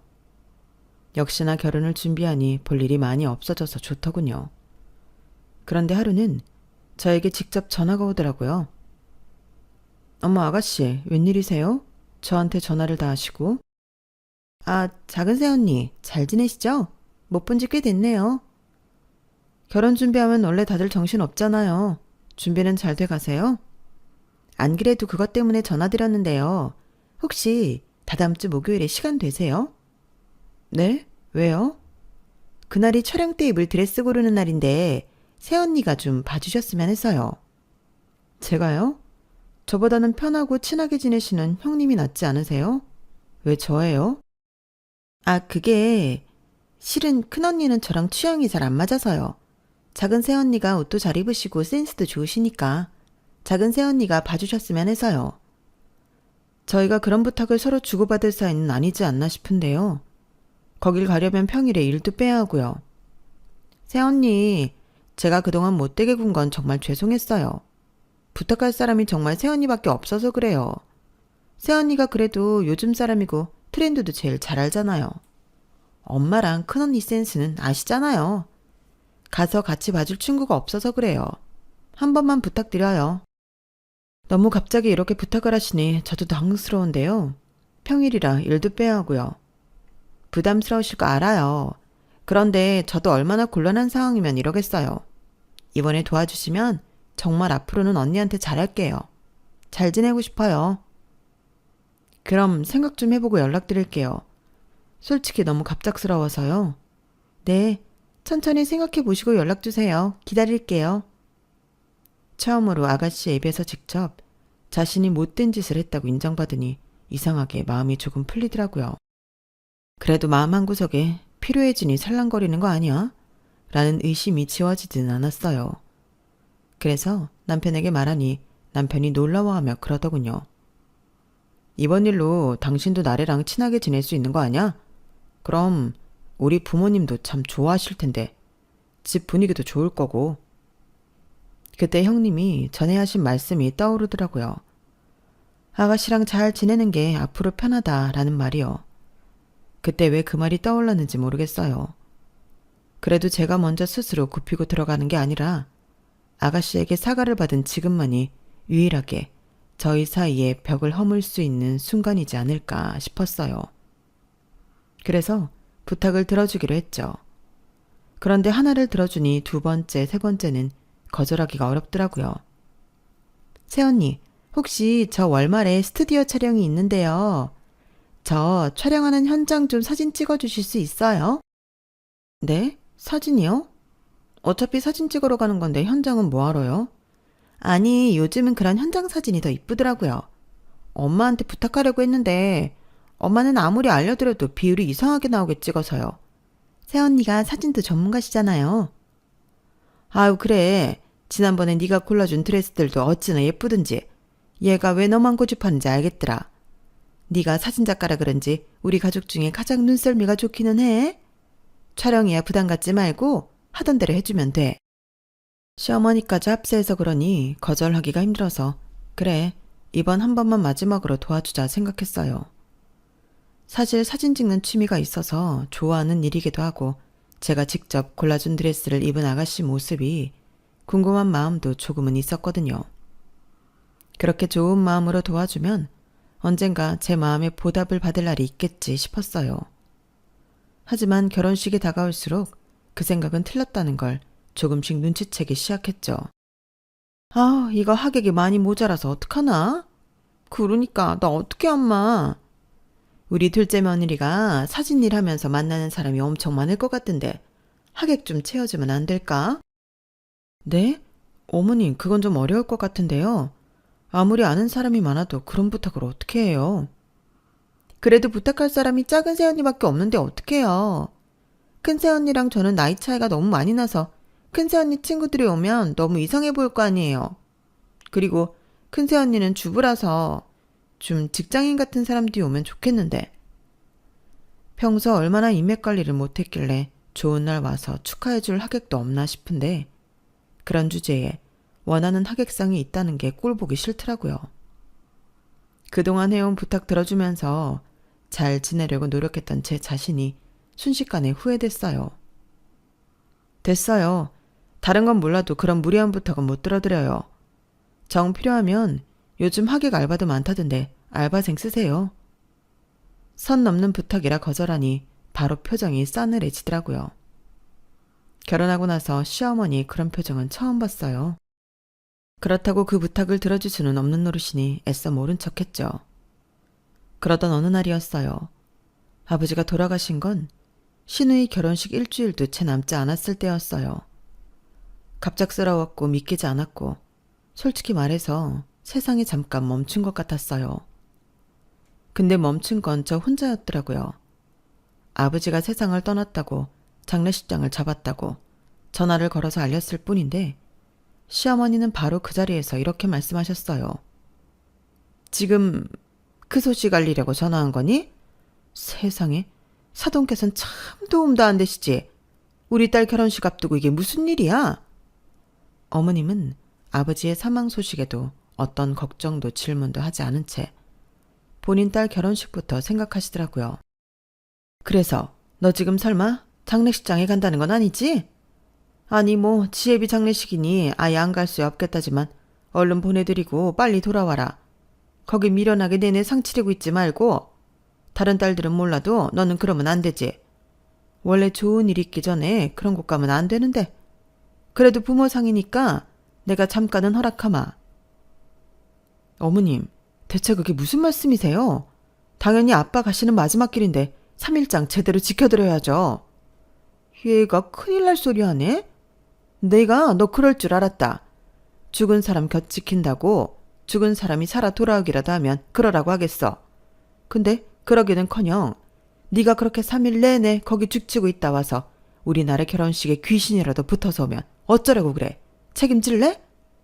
어머님, 그럼 제가 아가씨 결혼식에 안 갈게요. 둘 다 참석하기 힘들다면 그게 맞는 것 같네요. 그럼 됐죠? 뭐? 네가 감히 우리 집에 시집을 와서 네 시누이 결혼식을 안 올 생각을 해? 제정신이니? 제가 그렇게 아가씨 결혼식에 가길 원하세요? 그래. 대신 네 아버지 상은 적당히 하고 얼른 집에 돌아와서 샤워 빡빡하고 와라. 알겠니? 이 결혼식에 재수음 붙으면 다 네 탓이야. 그렇게 안 봤는데 넌 정말 중요한 일 앞두고 이렇게 사람 예민해지게 하니? 행실 똑바로 해. 거기 죽치고 있을 시간 있으면 내 딸 결혼식 마무리나 제대로 도우라고. 살 사람은 살아야지. 그 말을 들으니 정말 화가 머리끝까지 나더라고요.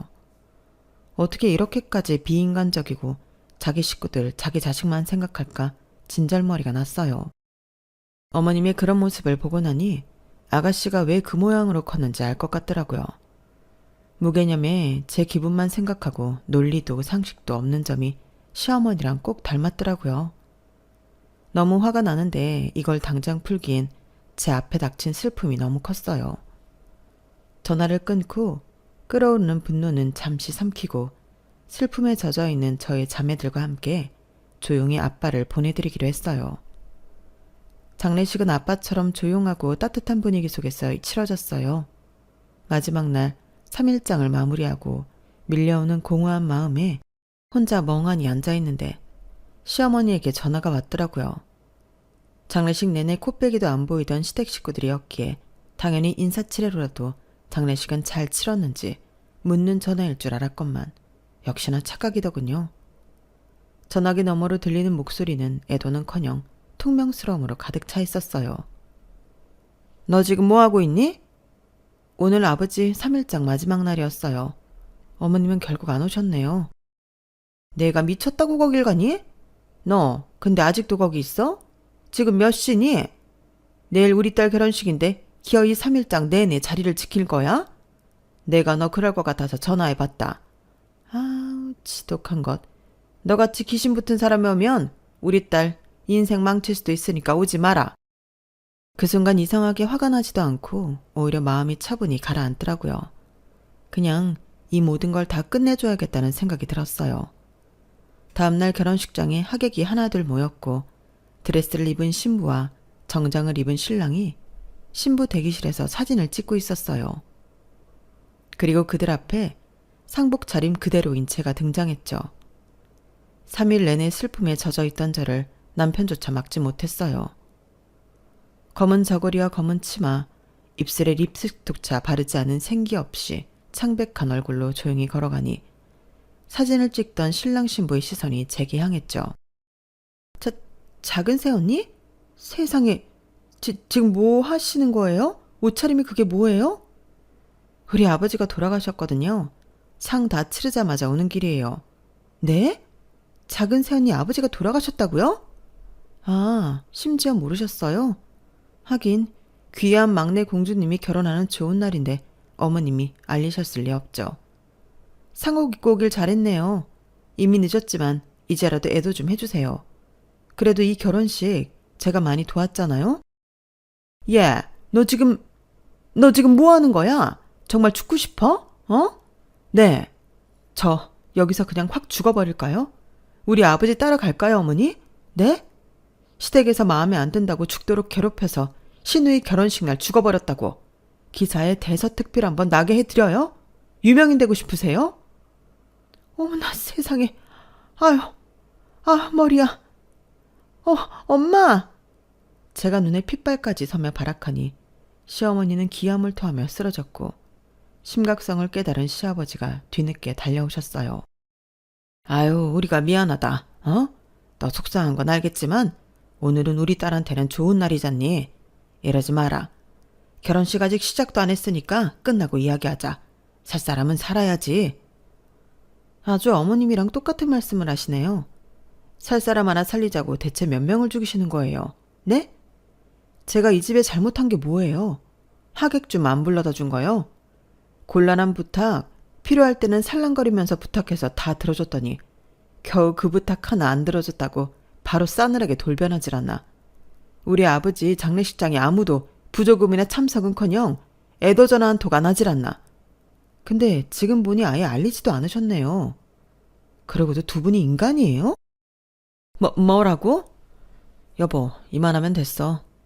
이번 일은 엄마 아빠가 잘못하신 거세요. 어떻게 부모 상을 모른 척 하실 수 있으세요? 아무리 나래한테 좋은 날이라고 해도 사람 간의 예의가 아니죠. 솔직히 이번 일로 저도 실망 정말 많이 했습니다. 가자 여보. 남편은 제 손을 잡고 나왔고 결혼식장은 웅성대는 소리로 아수라장이 됐어요. 솔직히 말하면 그땐 좀 얼떨떨했어요. 남편도 동생을 아꼈던 만큼 이번 일은 제게 화를 낼 줄 알았거든요. 당신도 얼마나 화가 나면 그랬을까? 나도 이해해. 나 같아도 당신처럼 했을 거야. 대신 사과한다고 될 일은 아니지만 미안해 여보. 우리 집이 당신한테 심하게 대하는 걸 알면서도 그동안 모른 척하고 싶었나 봐. 남편의 진심 어린 사과에 눈물이 펑펑 쏟아졌어요. 결혼하고 나서 시댁 문제에 관해서만큼은 내 편이 하나도 없다고 생각했는데 이제라도 남편이 제 마음을 알아주는 것 같아서 눈물이 나더라고요. 남편과는 그날 이후 진정으로 화해를 했어요. 이제는 무조건 당신 편 만들 거야. 우리 식구들이 당신 함부로 하지 못하게 내가 지켜줄게. 남편의 따뜻한 약속과는 별개로 신우의 결혼식에 벌인 경기 일으킬 사건 덕분인지 시댁에서는 더 이상 저를 함부로 하지 않았어요. 한번 제대로 당해봐서 그런지 이제는 제가 무슨 짓을 할지 몰라 오히려 무서워하는 것처럼 보이더라고요. 왜 사람이 꼭 좋게 잘 지내려고 할 땐 눈치 없이 선을 넘고 꼭 이렇게 분위기를 갈 때까지 몰아 넣어야 선을 지키는지 모를 노릇이에요. 그날 일은 저에게도 에너지 소모가 심한 일이었고 가끔은 부끄러움에 몸서리 쳐지기도 하지만 후회는 안 해요. 지렁이도 밟으면 꿈틀한다는 말이 있듯이 그 꿈틀을 제대로 해줘야 다시는 안 밟힌다는 게 인생이라는 걸 제대로 깨달았으니까요. 제 이야기는 여기까지입니다. 털어놓으니 속이 좀 후련합니다. 들어주셔서 감사드려요. 항상 행복하시고 무엇보다 건강하세요. 여러분, 사연 댓글에 응원과 현명한 조언 부탁드려요. 좋아요와 구독은 저에게 큰 힘이 됩니다. 오늘도 좋은 일 가득하세요.